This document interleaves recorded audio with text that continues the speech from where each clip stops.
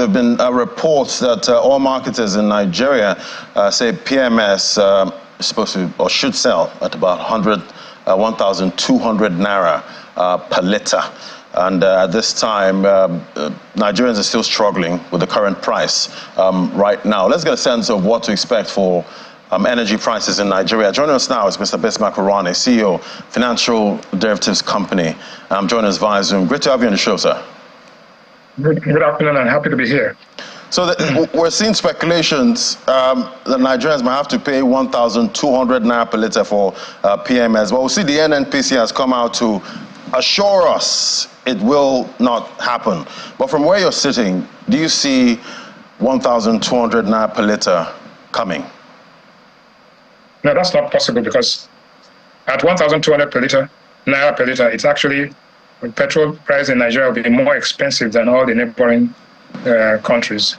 And in that case, there'll be smuggling of petrol into Nigeria rather than out of Nigeria. So I think people are mistaken a spot from a range or a trend. What I think I understand is that petrol could range from 600 to as high as 1,200, depending on what goes into the template. I think there's a misunderstanding of concepts here. And so I would ignore that. At 1,200 naira per litre, the distortionary effect to the allocation of resources and prices and the knock-on effect on other prices will be so significant that it will to bring the economy to its knees. So I don't think it's realistic to even consider that at this point in time. Yeah, because definitely, I definitely don't want to consider that price, because I know how the current price, impacts me personally. But let's just say it happens. Do you think Nigerians can take this price? No, the average consumer. Let me be clear. It was 198 naira a year ago. Okay? If it goes to 1,200, it means it has gone up by a factor of 10 times. In other words, it's gone up by 1,000%. It's not possible. Your salaries are still the same, prices are still the same. So it's not. I think people should stop speculating or hallucinating, if I may use the word. It's not going to happen. The average price across the countries across 900 naira, maximum 1,000 naira. That's and that includes taxes. So if you're just talking about the price itself, the effective cost, it is nowhere in that range. So I don't think it will happen. And what we must try to avoid is a self-fulfilling prophecy. If you say it more times than not, then people begin to believe it, and then people begin to speculate on it, and then it begins to drive a price. It's like when you go to a gas station, you see 5 cars, and you say the next petrol station you see 6 cars. Then you call somebody, I think there's a petrol shortage. Everybody comes out of the houses, and then there'll be a petrol shortage. So I think that, to be honest with you, it's not realistic, and it's not likely to happen. So I guess to avoid the fulfillment of this prophecy, I'm not going to say that number again going forward. But we have a couple of refineries at this point. Pataka Refinery, Dangote Refinery, most of them are supposed to be on stream at this point. What are you seeing this year? When do you think Nigerians can start using PMS coming from these refineries this year? And how will it impact prices? You see it in January. Dangote has received its, I think it's 4th or 5th cargo. So it's now, you cannot produce with only one cargo. You need a base stock. So I would say the base stock will normally be about 5 to 6 cargoes, which is actually almost $800 million or almost $1 billion. So I want you to imagine that Dangote invests about $19-20 billion in the refinery complex, and it's having to carry inventory of about $1 billion every month. Can you imagine how tasking that could be on an investor? So Nigerians have to be happy that we had an investor like the Dangote refinery, which has been able to commit this kind of resources and take this kind of risk in an environment which is considered to be more risky than normal. So I think that's, and the truth is that it will guarantee you quantity, it will guarantee you quality, but what it cannot guarantee you is price, because the price of oil and oil-related products, refined products, is determined by the global price of oil. So it's not It's not in the hands of Nigeria. We're not a price leader. It's not in the hands of Dangote.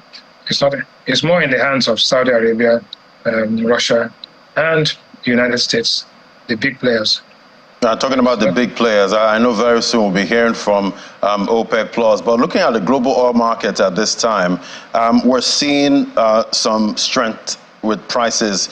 Prices are on the rise again. Do you think the oil bulls are back, for 2024? No, I think what is happening here is, you see, there's geopolitical tension. Israel, somebody was assassinated in Lebanon, and the Lebanese Hezbollah, which is the party of God, they call them, are in alliance with the Hamas, and therefore it is escalating. It's escalating the tension in that area. So the U.S. Secretary of State has gone to the area to try and de-escalate it. Netanyahu is playing brinkmanship. He wants, the more it escalates, the better for him, because his political career seems over.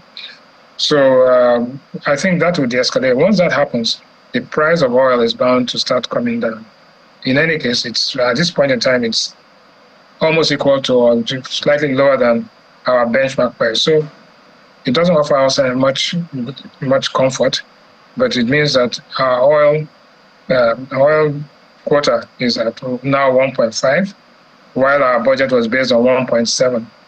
And now the price was also based on 77. The current price is around 78. So we don't have much room to wriggle as a country for our fiscal obligation. So this is crunch time for countries like Nigeria, who on one hand export oil, on the other hand refine oil in other parts of the world, and we have a very import-dependent economy. So that brings you to the main issues that we are dealing with today. I'd like to talk a little bit about what we noticed when we went to the markets yesterday. We noticed a fall in certain commodity prices.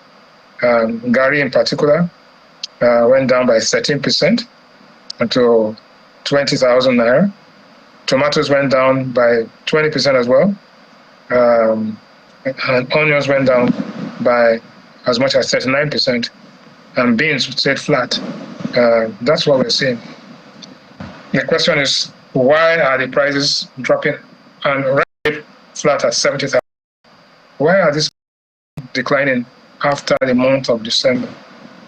So we try to analyze what happened to prices in January. And if you look at the monthly food inflation for January, all the way from 2020 to date, we've seen a decline. In 2021, the food inflation, monthly food inflation from 2.05 to 1.8. In 2022, went from 2.19 to 1. Very sharp drop. 2023, we saw an increase from 1 to 2.08. Ask yourself, why the price of food in January 2023, why did it increase? It increased principally because of one thing, the Naira redesign program. We had an election coming and everything everywhere was turbulent. But if you go back and ask, why do price of foodstuff decline in January? Why? One, you spent all your money buying things for Christmas. Two, you have school fees to pay in January. So we call the school fees effect and the post-Christmas blues. That is what is responsible. So we have seen this happen now, and quite frankly, and that was only yesterday we went to the market. I can assure you that before the end of the month, the prices will decline further. For people who have no cash, there's no money in the pocket, and there's a lot of right now. So that is what we are seeing right now, Radi. Right, and definitely we hope prices continue to trend downward, in 2024. Hopefully, if we play our cards right, as you said, in the previous interview, that we have to do some heavy lifting, in the first half to get a soft landing at some point. Thank you so much. It's always great having you, Mr. Bismarck Rewane, CEO of Financial Derivatives Company. Thank you so much. Thank you for having me. All right, we'll take a break now. When we come back, we'll get a sense of what to look out for MSME support in 2024. That's in a moment. Just stay with us.